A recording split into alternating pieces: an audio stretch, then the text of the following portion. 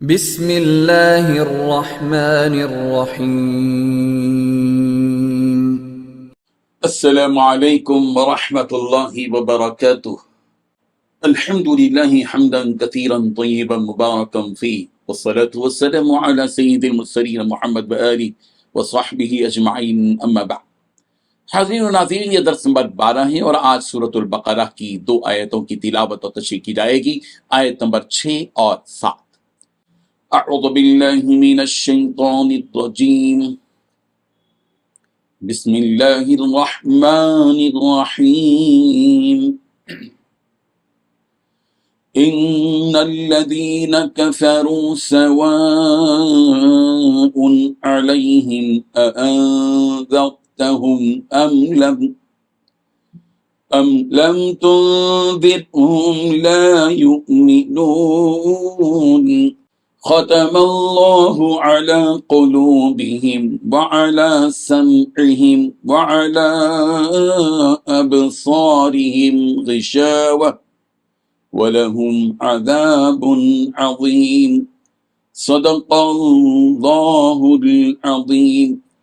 لفظی ترجمہ یوں ہے، ان الذین، بے شک وہ لوگ جنہوں نے کفر کیا، سواء علیہم، برابر ہے ان پر، انذرتہم، آیا آپ انہیں ڈرائیں، ام لم تنذرہم، یا انہیں نہ ڈرائیں، لا یؤمنون، وہ ایمان نہیں لائیں گے۔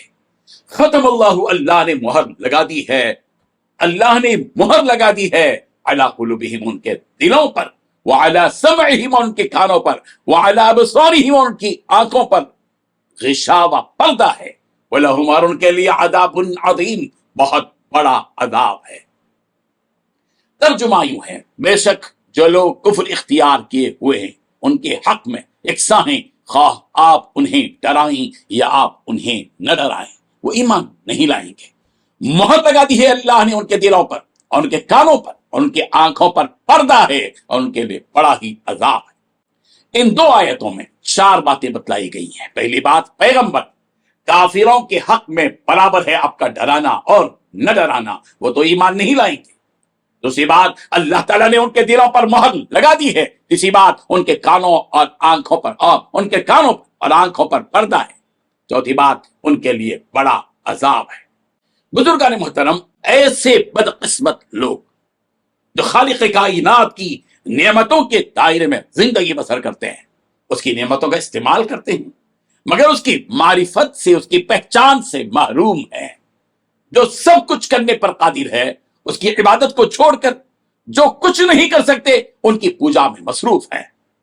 کاش یہ رب ذوالجلال کی دی ہوئی صلاحیتوں کا استعمال کرتے اور باطل پر جمے رہنے کے بجائے حق کی تلاش میں مصروف ہو جاتے۔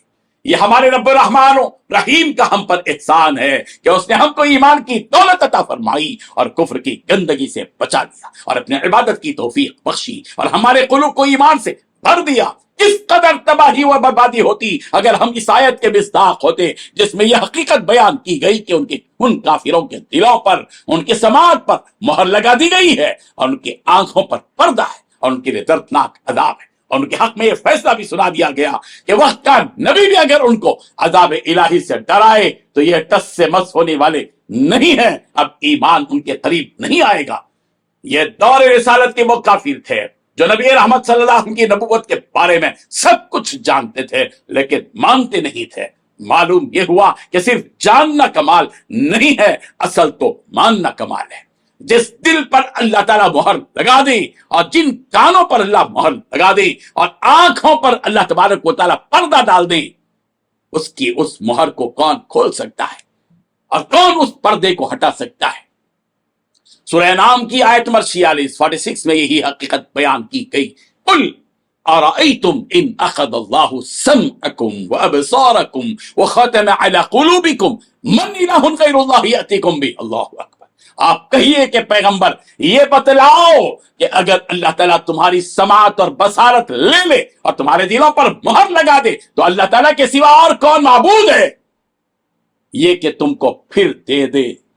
سورۃ الجاثیہ کی آیت نمبر 23 میں کہا گیا، افرأیت من اتخذ الہہ ہواہ، افرأیت من اتخذ الہہ ہواہ وَأَضَلَّهُ اللَّهُ عَلَى عِلْمٍ وختم على سمعه وقلبه وجعل على بصره غشاوة فمن يهديه من بعد الله افلا تذكرون. بھلا تم نے اس شخص کو دیکھا جس نے اپنی خواہش کو معبود بنا رکھا ہے اور باوجود جاننے کے گمراہ ہو رہا ہے، تو اللہ نے بھی اس کو گمراہ کر دیا اور اس کے کانوں اور دل پر مہر لگا دی اور اس کی آنکھوں پر پردہ ڈال دیا. اب اللہ کے سوا اس کو کون راہ پر لا سکتا ہے؟ بھلا تم کیوں نصیحت نہیں پکڑتے؟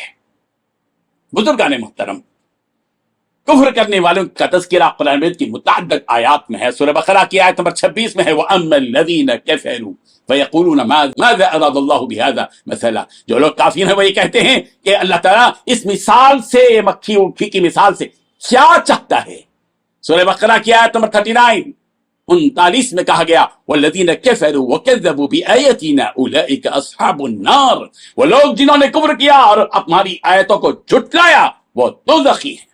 سورہ آل عمران کی آیت نمبر 4 میں کہا گیا ان الذین کفروا بآیات اللہ لہم عذاب شدید. بے شک وہ لوگ جنہوں نے کفر کیا ہماری آیتوں کے ساتھ ان کے لیے سخت ترین شدید عذاب ہے.